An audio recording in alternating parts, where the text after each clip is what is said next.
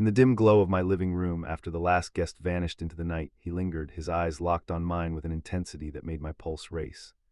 "I didn't come here for the party," he whispered, stepping closer, his breath warm against my skin. In that moment, I knew this wasn't friendship anymore, but what followed shattered everything: betrayal from those I trusted, a family's rejection, and a fight for the love we both craved. Would we survive the storm? In the quiet after the party, the air in my Seattle living room hung heavy with the ghosts of laughter.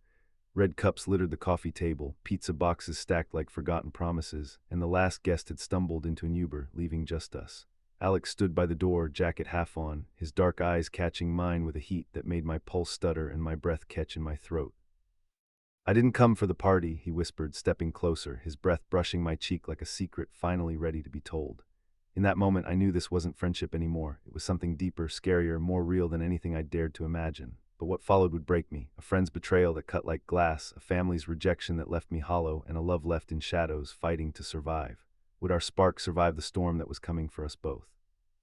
I'm Jordan, 25, a marketing assistant trying to carve out a life in Seattle's rainy sprawl, working for a tech startup that promised equity but delivered stress. The party was at my suburban house, a modest rental with creaky hardwood floors and thin walls, packed with our old college crew who'd scattered across the Pacific Northwest after graduation. We'd maintained our bonds through group chats and monthly gatherings, clinging to the comfort of shared history in a city that often felt isolating and expensive. Alex, also 25, was the guy who could steal a room with a single sarcastic quip, his humor sharp enough to cut through any awkward silence. Raised in a small Washington town called Enumclaw, he carried the weight of strict parents who preached tradition and conformity, much like mine back in Ohio, where normal meant straight, married kids, and anything else was whispered about in disappointed tones. We weren't best friends in college, but his presence always pulled me in like gravity I couldn't resist. A glance that lingered too long across lecture halls, a shoulder bump during our weekly game nights at Sarah's apartment, his genuine laugh at my admittedly dumb stories about work disasters. They stacked up in my head like evidence of something I was too scared to name, making me wonder constantly if I was imagining the tension or if he felt it too. There were moments, him bringing me coffee during finals week without being asked, staying late to help me move into my first Seattle apartment, defending me when our friend group joked about my dating life. Small gestures that felt bigger than friendship but never crossed any lines. That night, Alex wasn't supposed to show up at all. He texted the group about a graphic design deadline, claiming he was swamped at his freelance gig and couldn't make it. Yet there he was at 10:30, slipping in through my front door like he'd been planning it all along, his apologetic smile aimed right at me while he explained to everyone about wrapping up early. He stuck close to me all night, helping pour drinks from the kitchen island, his arm brushing mine as we refilled chip bowls and navigated around drunk friends. His attention felt deliberate, intentional, like he was here for more than the beer and nostalgic music playlist. As friends trickled out one by one, hugging goodbye and calling Ubers, Alex lingered in my kitchen, stacking plates and wiping counters like it was his responsibility. The silence between us buzzed with electricity, thick with unspoken questions that had been building for months. I finally broke it, tossing out what I hoped sounded casual. "Thought you'd bail early with that work excuse you gave everyone." He shrugged, those dark eyes locking onto mine with an intensity that made my chest tighten. "Changed my mind," he said simply, but the words carried a weight that made everything shift between us, like we'd crossed some invisible line we couldn't step back over. We ended up on my worn leather couch, a forgotten action movie flickering on the TV screen, neither of us actually watching the explosions and car chases. His knee grazed mine, then his foot pressed against my own, touches that felt deliberate, testing boundaries. My heart raced as our hands met on the couch cushion between us, fingers intertwining slowly, carefully, like we were both afraid the other might pull away and shatter whatever this moment was becoming. The days after Alex left were a blur of silence that clawed at me like a living thing. No texts lighting up my phone screen, no calls during lunch breaks, no casual memes shared, just an empty void where his presence used to be, and a phone I checked obsessively every few minutes, hopping for any sign that our night together had meant something real. His whispered "I've wanted this" echoed in my head on repeat, his hand in mine now just a ghost sensation I couldn't shake no matter how hard I tried to focus on work or friends or anything else that might distract me from the growing pit in my stomach. Was it regret that made him run? Had I built our connection up into something it wasn't, reading romance into friendship because I was lonely and desperate? At 25, I was still half hidden in my own closet, my sexuality a secret I guarded fiercely from my Ohio family, whose conservative Lutheran values branded anything other as fundamentally wrong and sinful. Alex's small-town roots in Enumclaw mirrored mine perfectly, his parents' rigid expectations a perfect reflection of my own family's demands for conformity. His sudden silence felt like a rejection not just of me personally, but of the vulnerable parts of ourselves we dared to show that night under the dim living room lights. Then betrayal crashed into my life like a tsunami I never saw coming. Mike, a friend since our freshman year dormitory days, cornered me at Victrola on Capitol Hill, the air thick with espresso steam and the constant Seattle rain pattering against windows. "Heard some interesting things about you and Alex," he said with a sneer, his usual easy grin twisted into something cruel and predatory that made my blood run cold. "Didn't peg you for that type, Jordan." My stomach dropped like an elevator with cut cables. I stammered out a weak denial, but he just laughed, clearly enjoying my discomfort. "Alex spilled everything to me to process his feelings," he said, making air quotes mockingly. "Guess he's not ready for the fallout of his little experiment with you." The words hit me like a physical punch to the gut. Alex had confided in Mike, seeking what he thought was a safe space to work through his confusion, but Mike had weaponized that trust and turned our private moment into public gossip. By that same night, our group chat was buzzing with barely veiled rumors and cruel speculation. "Jordan's acting weird lately. Alex was probably just drunk and confused. Some people will try anything for attention." Friends I'd trusted for years suddenly pulled back like I was contagious. Invites to hangouts mysteriously stopped coming, and conversations turned awkwardly cold whenever I joined group activities or tried to maintain our old dynamics. Even worse, my sister Emma called from Ohio the next morning, her voice shaking with what sounded like genuine fear.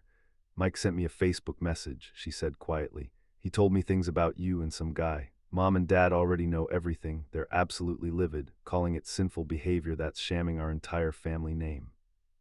Their threats followed quickly through angry voicemails. "Get help immediately, find God again, fix yourself properly, or be completely cut off from family support, inheritance, and any future relationship with them."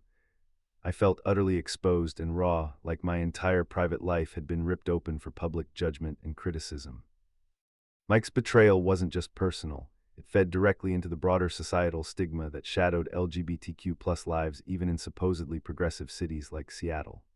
Whispers followed me at my marketing job, uncomfortable stares on the bus during my daily commute, sideways glances at the grocery store. It all piled on relentlessly, making me feel like that guy, the one people talked about in hushed, disapproving tones.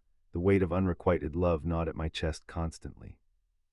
Had Alex used me to test something he ultimately wasn't ready to embrace? Was I just an experiment, a curiosity he could discard when reality hit?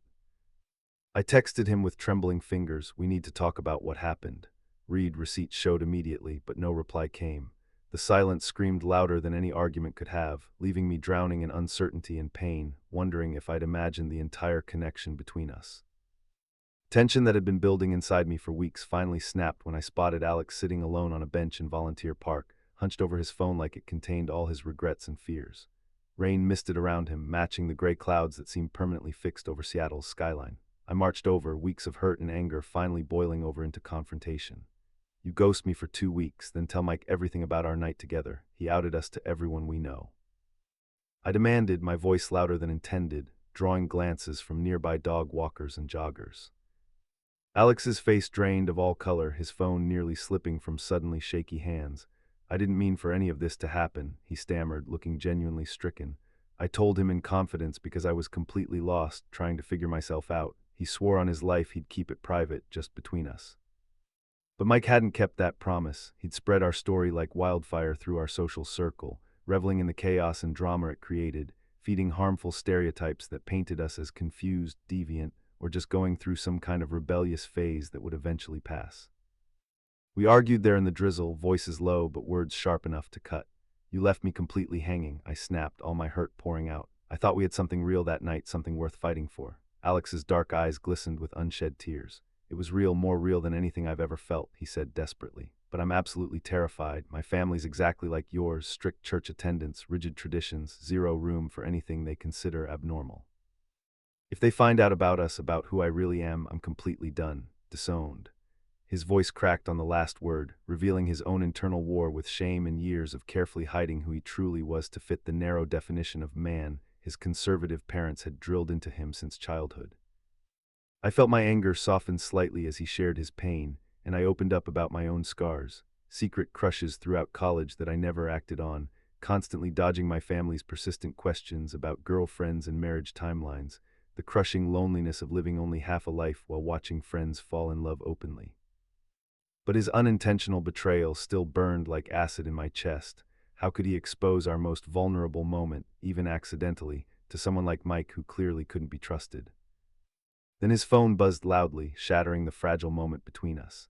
Alex answered automatically, and his father's voice roared through the speaker loud enough for me to hear every angry word. "Is it true what people are saying about you? Are you one of those perverts? You're no son of mine if you're like that. We raised you better." Alex visibly crumpled, tears finally falling as he hung up without responding, the rejection hitting him like a physical blow that left him gasping. The scene mirrored my own family's reaction perfectly. My parents' angry ultimatums delivered through voicemails, their demands that I attend conversion therapy to fix what they saw as a choice rather than an identity. Society seemed to pile on from every direction. A viral post from Mike's extended friend group openly mocked guys like us, fueling anonymous online trolls who sent hateful messages to both our social media accounts. Our once-tight friend circle split down the middle, some siding with traditional values and others simply ghosting entirely to avoid any drama or association with controversy. The crushing fear of unrequited love hit me harder than ever. Had Alex only stayed that night out of curiosity rather than genuine feelings? Was I just a convenient experiment he could abandon when the real-world consequences became too much to handle? We stood there in the park, both raw and completely exposed, rain starting to fall harder around us. "I didn't know how to face any of this," Alex admitted through his tears. "I've spent my entire life pretending to be someone else, someone safer. That night with you, it terrified me because it felt right in ways I'd never experienced before." His words echoed my own deepest fears, the internal homophobia we both carried like poison, the harmful stereotypes we'd internalized about being broken or going through phases. This wasn't just our personal fight anymore, it was the entire world closing in, demanding we conform or disappear completely from view. The weeks following our painful confrontation in the park were a slow, deliberate climb from the emotional wreckage that had become our lives. I finally started therapy, meeting weekly in a small, warm office in Fremont where I spent session after session unpacking years of carefully hidden shame, the deep wound of Mike's calculated betrayal, and the persistent fear that Alex's feelings for me weren't genuine or lasting. Dr. Martinez, my therapist, had a way of cutting through my spiral of self-doubt with simple truths. You don't need to prove your worth to anyone, not your family, not your friends, and especially not to people who choose cruelty over compassion. Slowly, I began reaching out beyond my damaged social circle. I joined a local pride organization, volunteering at their monthly community dinners held in a bright church basement in Capitol Hill. Rainbow flags waved defiantly against Seattle's perpetually gray sky during their outdoor events, where I heard countless stories of rejection and resilience that mirrored my own experience almost exactly. It wasn't a magical fix for years of internalized shame, but it was a genuine start, a first step toward owning my identity despite the world's constant judgment and my family's ongoing disapproval. Alex, meanwhile, took his own brave stand against the people who had hurt us both. He confronted Mike directly in our group chat, his voice steady and firm for the first time in weeks. "What you did to Jordan and me was deliberately cruel and harmful. You outed us without permission, spread malicious lies about our relationship, and hurt people who trusted you. You're completely done with this friend group." Mike's pathetically weak apology, claiming he didn't really mean any harm and was just trying to help, fell completely flat with everyone who witnessed the exchange. One by one, our mutual friends turned against Mike, unfriending him on social media, excluding him from gatherings, cutting contact entirely. His actions had cost him the trust and respect of nearly everyone in our social circle, a quiet but firm consequence for his betrayal that felt like justice. After that public confrontation, Alex texted me privately, his message hesitant but hopeful. "I was completely wrong to run away like a coward. Can we please talk face to face?" We met at the same Capitol Hill coffee shop where Mike had ambushed me, rain tapping steadily against the large windows while we sat across from each other at a small wooden table. Alex opened up completely this time, no walls or defenses. "I panicked that morning," he admitted, wrapping his hands around his coffee cup like an anchor. "That night with you felt too big, too real, too important. I told Mike because I was desperate to make sense of these feelings I'd been hiding for years, but I should have come directly to you instead."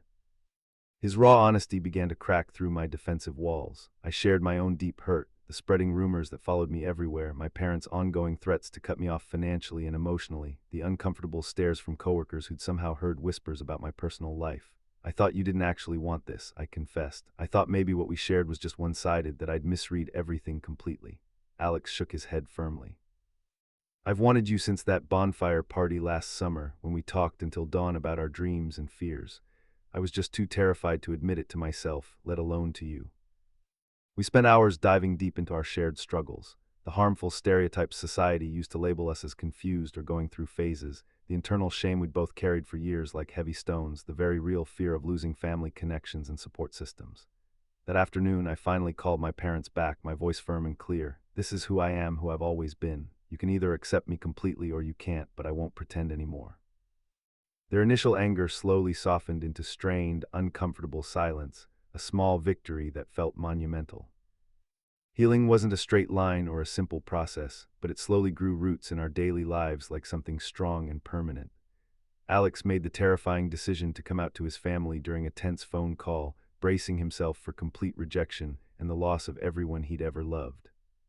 His parents struggled initially, their religious beliefs clashing hard with their love for their son, but they surprised us both by agreeing to attend family counseling sessions, a small crack in their previously rigid belief system that gave us unexpected hope for the future.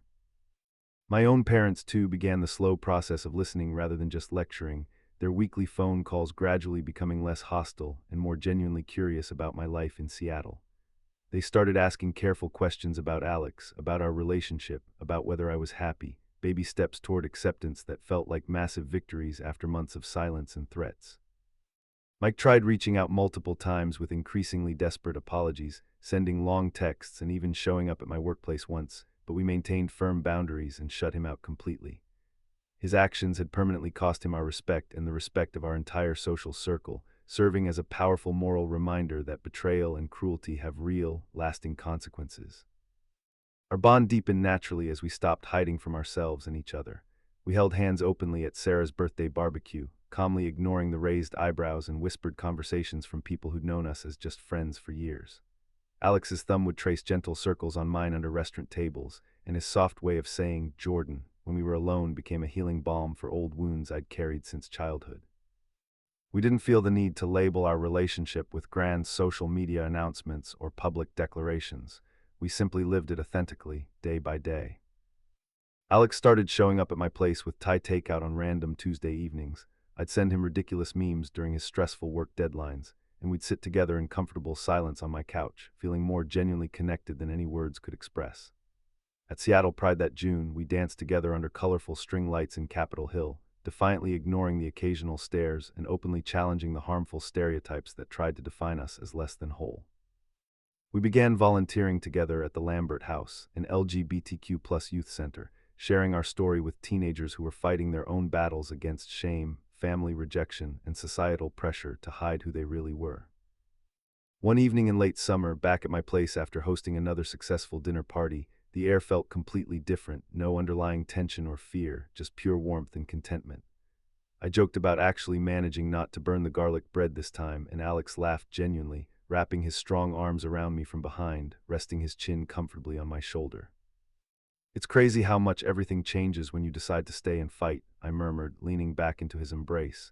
He nodded against my neck, his voice steady and sure. "I stayed because I want you, Jordan. I want this life we're building together, always will." That night and every night that followed, Alex stayed not out of doubt or confusion or chance, but because we had both made the conscious choice to choose each other over fear, to choose authenticity over comfort, to choose love over the safety of hiding. We lay on my couch afterward, hands intertwined, no fear or uncertainty remaining between us. The world still judged us harshly, family members who struggled with acceptance, old friends who whispered behind our backs, strangers who stared a little too long, but we'd already faced much worse together and survived it stronger. We'd learned that building a future where love outshines shame isn't easy or automatic, but it's absolutely possible when two people commit to fighting for each other and for the truth of who they are. Our story became living proof that authenticity and genuine connection can conquer even the deepest, most destructive storms that society throws at people who dare to love outside the lines of convention and expectation.